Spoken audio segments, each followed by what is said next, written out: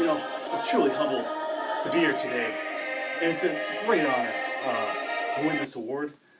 And first, I just want to thank my Lord and Savior Jesus Christ.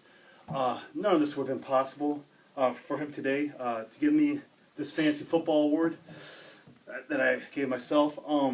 First, I want to start out thanking Mr. Anthony Benani for starting Brady and Pettigrew. That was a very, very, very gutsy move on Benani's part.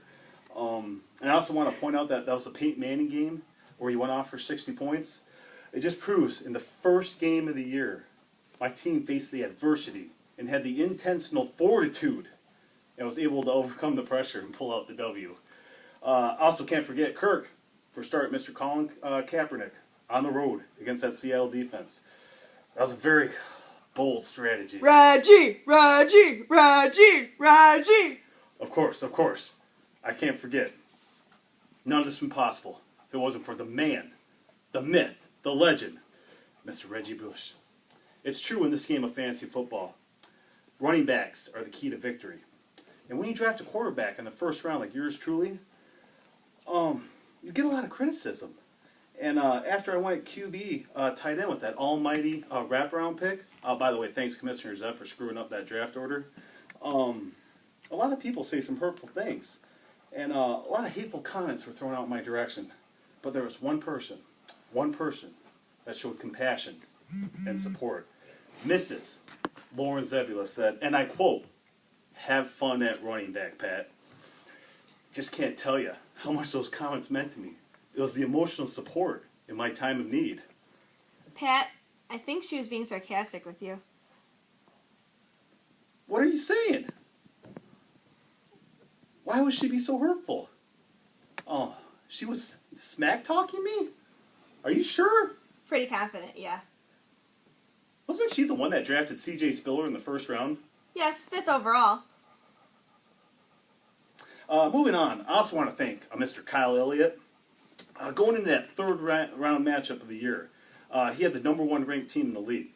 He was actually the top point scorer for the first 2 weeks. And that was just the motivation my team needed to post a record high score. 176.98 points to be total. 176.98. And I like to say, I called my shot on that one. I posted, if my man Drew Brees scored at least 30 points, I'd come away with the victory that week. And next up on the schedule was Mr. Creepers, a.k.a. Brian Ponke. Already had a bye week for this one. Already chalked it up for a victory. Heck, I had half the script already written out. But then to Creeper's credit, my man showed a lot of effort, a lot of heart. He came out fighting and posted a ridiculous score of, 149 points? 0.82 points. Still, I had Breeze and Mr. Sexy himself, Jimmy Graham, yet to go on Monday night. Once again, I called my shot. Breeze and Graham just had to cover a 55-point spread to win the game. Honestly, it was no problem. It's kind of like when you're playing with your little brother. And, you like to let them have the lead for a bit, let them feel good, have confidence with themselves. But then when things get serious, you got to actually start playing and win the game. Pat, you realize you're not the only undefeated team, right? Mike Morozic is also 4-0. Same drill. He's like a little brother to me. I have literally 100 more points scored than him. Once again, you got to let the guy feel good about himself. In fact, this whole league is special to me. I think of all of you as little brothers. You